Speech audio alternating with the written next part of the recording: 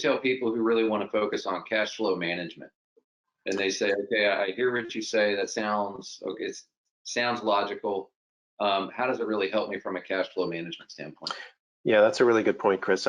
You know that I come out of the supply chain finance business for 10 years and have had these conversations around working capital improvement many times, thousands of times between buyers and suppliers. And it's a really good question. What I have seen in the industry, and I think the industry recognizes on both sides in the supply chain management space, is a convergence of virtual card and traditional monetizable forms of payment with traditional approved payables finance like reverse factoring.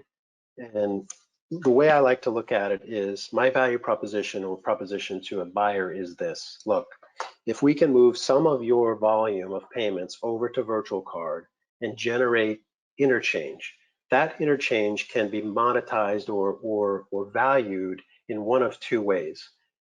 If you have a P&L focus and you're looking at generating free cash flow, take the interchange as net income. There's no cost associated, it goes right to the bottom line.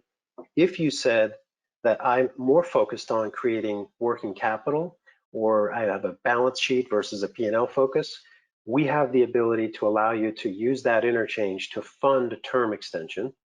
And that could even include a term reduction for the supplier. So the interchange can fund the elasticity and the ability to decouple the payment date from the collection date at the supplier. You have a great opportunity to improve this buyer-supplier relationship.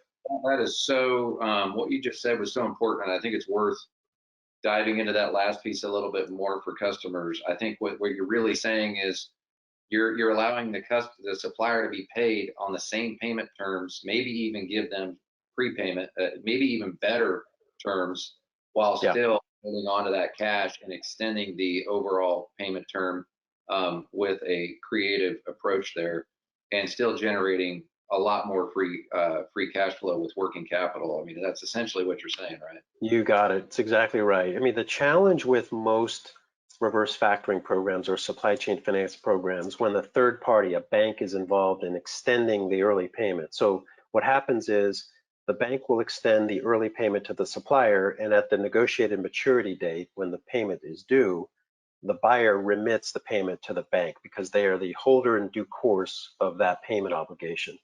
And to do that, it's a cumbersome process because the bank has to establish a bank customer relationship, which requires onboarding, which requires KYC.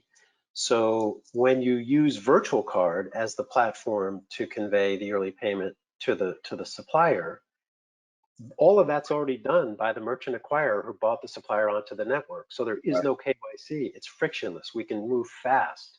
So what happens in that situation, to your point, is a third-party funder would extend the payment to the supplier on a card in the form of a virtual card at the original maturity date.